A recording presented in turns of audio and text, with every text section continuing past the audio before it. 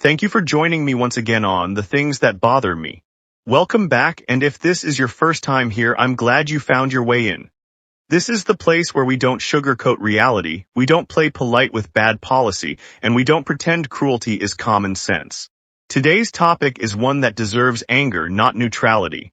We're talking about the new SNAP work requirements, specifically the rule that says people have to work or volunteer 80 hours a month just to keep food assistance.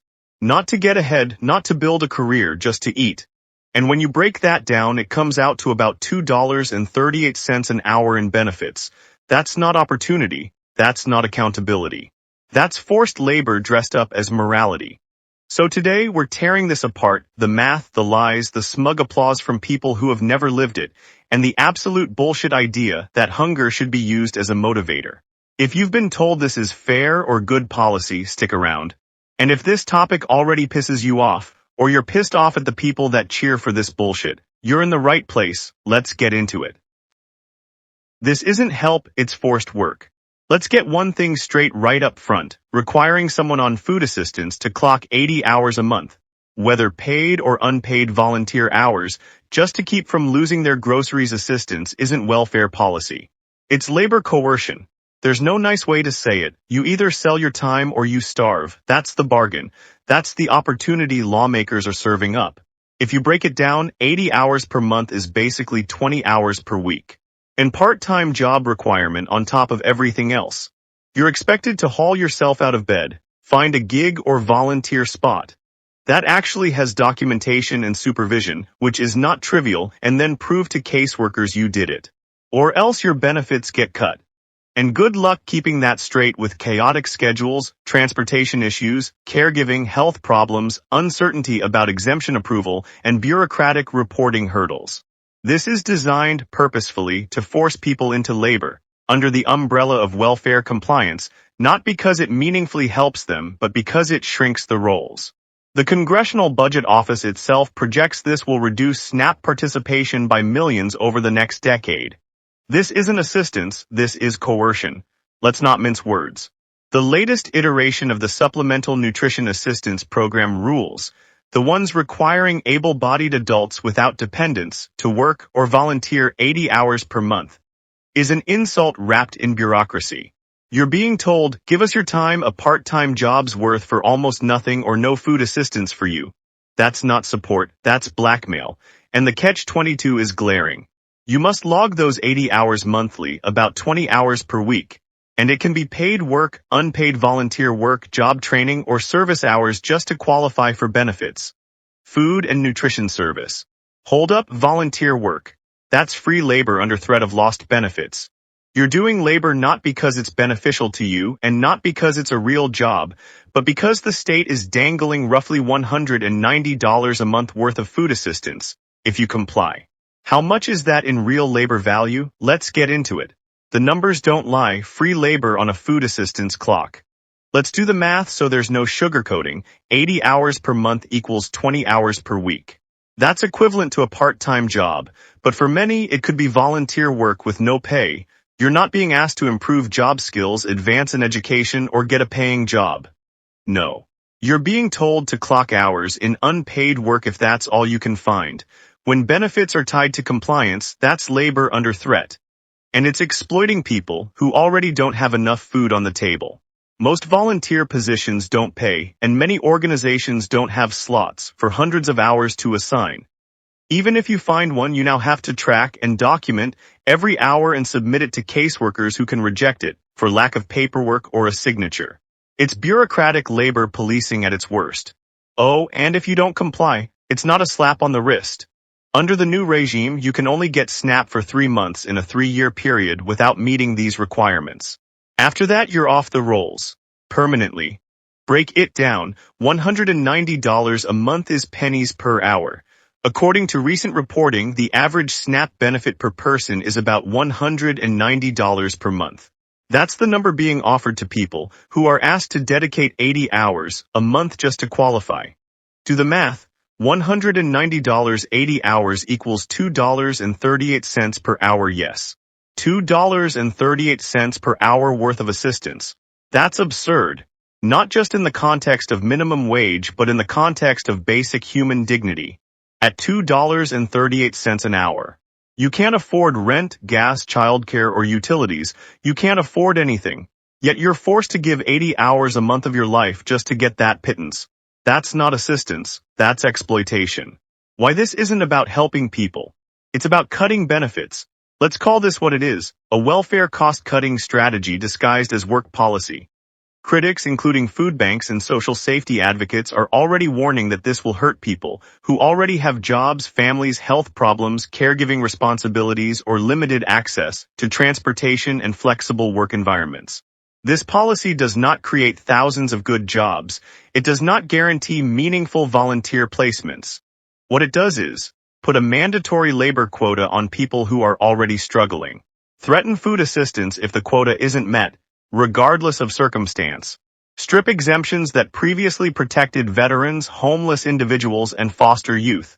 Expand age groups subject to the rule. Including older adults and many parents, make it harder for states to waive these requirements, even in places with few jobs. In other words, these rules aren't about helping people find jobs or get on their feet. They're about shrinking the SNAP rolls and blaming recipients for structural problems in the economy. The work or volunteer loop, reality check. Let's be brutally honest about this. The rules aren't some noble path to self-sufficiency. They're a bureaucratic boot put squarely on the backs of people already scrounging to get by. Here's what the current policy actually requires. You have to clock 80 hours in paid work, or you can clock 80 hours of volunteer activity, or you can do a mix of work, training, or unpaid service for 80 hours. Food and nutrition service that sounds flexible on paper, but let's translate that into real life. Transportation costs money. How do you get to a volunteer site or a job without reliable access? Many rural or underserved areas lack enough volunteer placements or quality job opportunities. Documentation becomes its own job. You have to track every hour, every supervisor signature, every form, and submit it all, or you lose benefits. So you're made to work your ass off for free or near nothing and then prove you did it just to avoid losing food help. That's bureaucratic cruelty, not policy. It's welfare with strings so tight they choke. Why this isn't just poor policy? It's an outright slap in the face. Ask yourself this: how many people on SNAP already work? A huge slice. Nearly 2 in 5 SNAP recipients report someone in their household already has a job. Yet they're being forced to produce paperwork like they're lazy or fraudulent, as if entitlement to food is something you earn by logging so-called volunteer hours. And let's be clear with the expanded rules. Veterans, homeless individuals, and those aging out of foster care no longer automatically qualified for exemptions. Parents with older kids previously exempt now have to play this game too. States can't as easily waive these requirements, even in areas with few jobs or opportunities. This isn't about lifting people up. It's about shrinking the rolls. It's about making poverty harder to count. And meanwhile, $2.38 an hour, that's the effective wage you're being forced to work for. Here's the reality, and it hurts. Think about that number, $2.38. That's what the benefit is worth for someone who gives a solid part-time job's worth of hours every month. That's less than half of even many minimum wage internships. That's a laughably disrespectful valuation of someone's time and effort.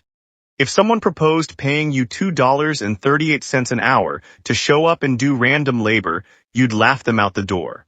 But when it's framed as SNAP compliance, suddenly it's acceptable. No, it is not. Don't buy into it. This is low-income wage suppression masquerading as a requirement. This is free labor extraction under threat of losing the ability to put food on the table. This is punishment of poverty, not support. The bottom line, this 80-hour per month rule is not a safety net. It is a conditional labor extractive mandate draped in the language of self-sufficiency. Make no mistake, it forces people to trade their time for food assistance in a way that benefits administrators more than the people who actually need help. If policymakers really cared about helping folks out of poverty, the answer wouldn't be forced labor hours under threat of benefit loss. It would be good jobs, childcare support, transportation assistance, expanded mental health services, and real economic opportunity. Instead, what we've got is a bureaucratic mechanism that says, work harder, slave, or go hungry. That's not welfare reform, that's coercion, that's a bunch of bullshit. and people deserve better. To the people who think this is good policy. Oh, you love this, don't you? You absolutely love it. You hear work or volunteer 80 hours a month for food, and you grin like someone just punished the right people. You don't even hide it. You say things like finally and good, and that'll teach them. As if SNAP recipients are disobedient pets that needed the shock collar turned up. Let's strip away the fake concern and call this exactly what it is. You are excited about poor people being forced to work for free so they don't starve. That's it. That's the whole thing. You dress it up with words like responsibility, work ethic, and fairness because saying, I'm comfortable watching people suffer as long as I feel morally superior, sounds bad out loud. But that's the core of it. And that smug little line you all repeat, they can volunteer while their kids are in school, Jesus Christ. That sentence alone should disqualify you from ever speaking on poverty again. You say it like, kids don't get sick. Schools don't close, transportation is free. Volunteer positions are unlimited, schedules magically align, paperwork never gets rejected, life never blows up, it's fantasy. Lazy, ignorant, willfully stupid fantasy. But here's the part you never say out loud, because it makes you look exactly like what you are. I'm fine with people working for free if it makes me feel better about them eating. Because volunteering is unpaid. And SNAP averages $190 a month. And the requirement is 80 hours. That's $2.38 an hour. $2.38. That's the value you've assigned to another human being's time. You wouldn't bend over to pick up a quarter for that rate, but you're thrilled to demand someone else rearrange their entire life around it. And the best part, you call it help. No dummies, it's not help, it's coercion with a spreadsheet. You're not encouraging work, you're endorsing punishment. You want suffering with a receipt. You want hunger with paperwork. You want to believe that anyone struggling must deserve it because the alternative is admitting the system is broken, and that scares you more than cruelty ever will. And let's be crystal clear about something else you don't want to hear. This policy does nothing to create jobs, nothing to raise wages, nothing to fix housing, nothing to fix childcare, nothing to fix healthcare. All it does is kick people off SNAP. That's the goal, not self-sufficiency, not dignity, not independence. Just fewer people on the book so you don't have to think about them anymore. You don't want people fed, you want people gone. Gone from the data, gone from the budget, gone from your conscience. So yeah, keep cheering. Keep pretending this is about earning food as if eating is some kind of luxury prize instead of a basic human necessity. Keep patting yourselves on the back for demanding unpaid labor from people who already have less than nothing. Just don't lie about what this is. This is state-sanctioned desperation. This is forced labor with hunger as the enforcement mechanism. This is $2.38 an hour and the audacity to call it moral, and if that makes you uncomfortable, good, it should. You like this policy because it doesn't affect you. You like it because it lets you feel superior without lifting a finger. You like it because it turns poverty into a morality play where you get to sit in the audience and judge. So yeah, clap harder, celebrate louder. Just know what you're applauding, a system that trades food for free labor and calls it help. That's not tough love, that's not common sense, that's just being an asshole with a policy preference. And yes, I'm calling you assholes. Let's drop the politeness completely because you don't deserve it. If you hear about people being forced to work 80 hours a month for $190 in food, $2.38 an hour, and your reaction is good, you're not just wrong. You're not just ignorant, you're not just misinformed. You're an asshole. A smug, self-centered, willfully stupid asshole who mistakes cruelty for character and punishment for policy. An asshole who confuses having a paycheck with having virtue. An asshole who's never had to choose between food and paperwork, medicine and gas, childcare and survival, yet feels deeply qualified to judge the people who do. And let's be clear, this isn't accidental ignorance.